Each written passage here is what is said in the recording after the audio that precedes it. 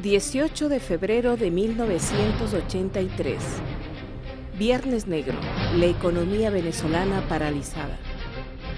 Venezuela, país con una economía rentista, dependía casi en su totalidad de exportaciones petroleras. Desde mediados del siglo XX hasta finales de los 70, el Producto Interno Bruto se disparó por las ventas del hidrocarburo, un crecimiento económico acelerado que no duró mucho tiempo.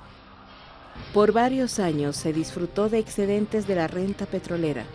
Tres factores como deuda externa, fuga de divisas y caída de los precios del petróleo desembocaron en una crisis económica que se evidenció el 18 de febrero de 1983, fecha que se conoce como el Viernes Negro. ¿Cómo un país con tanto ingreso petrolero más alto del siglo XX pudo llegar a una situación como esta? Irónicamente, bajo los gobiernos del punto fijismo, el endeudamiento externo del país se incrementó vertiginosamente en solo 10 años.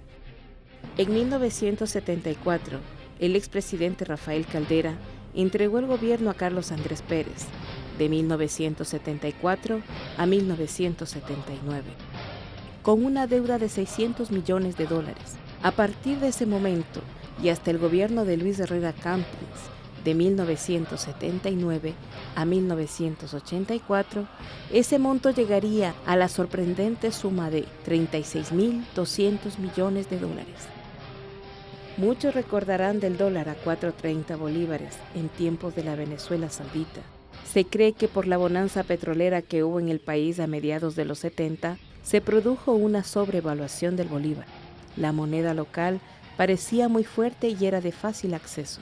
Con ingresos petroleros superiores a los que nunca antes se registraron, la fuga de capitales no tuvo precedentes. Eran tiempos en que la clase media viajaba con frecuencia a comprar en Miami, y los empresarios se acostumbraron a que las ganancias las convirtieran en dólares. Los grandes capitales de Venezuela se colocaban en bancos de los Estados Unidos y Europa. Debido al racionamiento de energía que algunos países industrializados acordaron en realizar, la demanda de crudo en el planeta disminuyó y el precio del barril de petróleo descendió considerablemente. La Organización de Países Exportadores de Petróleo, OPEP, recortó la cuota de producción a sus miembros. La suma de ambos factores hizo que los ingresos venezolanos sufrieran una fuerte caída. El panorama no era alentador. El consumo dentro de Venezuela era superior a los ingresos. Las importaciones superaban a las exportaciones, que provocó un déficit en 1983. Ese mismo año se vencía el plazo de cancelar a la banca internacional el 50% de la deuda contraída. Estos factores dieron pie a una situación difícil de sostener para una economía dependiente, en su mayoría de la renta petrolera. La fragilidad del sistema llevó al gobierno de Luis Herrera Campins a tomar medidas de austeridad, a establecer un control de cambios al que se le denominó RECADI, régimen de cambios diferenciales, y prohibir las importaciones de artículos suntuarios como perfumes, lencería, bebidas alcohólicas, entre otros.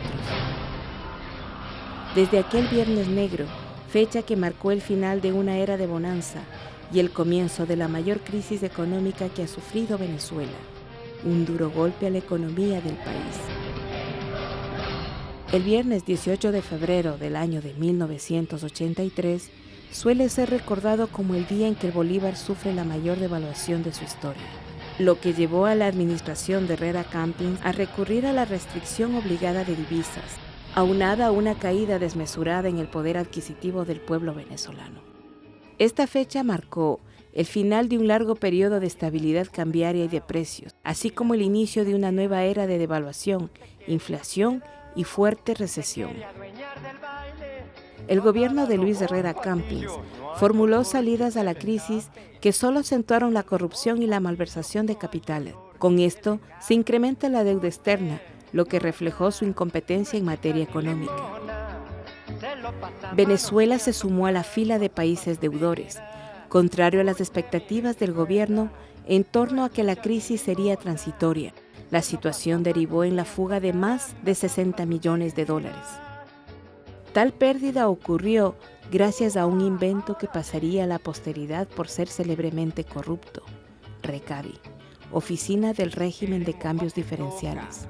Primero hay que trabajar y tendremos Sirvió para innumerables irregularidades en el uso indebido de dichas divisas, lo que se tradujo en tráfico de influencias y desangramiento de la nación. El impacto que provocó en la población venezolana fue una inflación violenta, por ser Venezuela importador de materia prima, bienes acabados, maquinarias, etc. Todo se encareció, incluyendo los productos importados. no es chicha ni limona, se lo pasa manoseando, caramba, zamba su dignidad.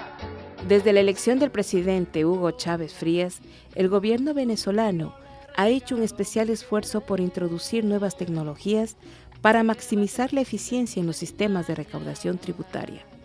Política que ha tenido frutos muy positivos, que han permitido que la recaudación tributaria sea una de las principales fuentes de ingresos del Estado, aparte de la renta petrolera. El objetivo del gobierno bolivariano es financiar proyectos de inversión social en el área de infraestructura, educación, salud y otros sectores estratégicos. La República Bolivariana de Venezuela ha pagado completamente la deuda que mantenía con el Banco Mundial y el Fondo Monetario Internacional.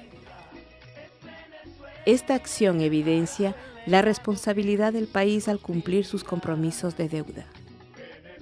Venezuela, a pesar de ser un país rico en recursos petroleros, por mucho tiempo la pobreza afectó a la mayoría de la población venezolana.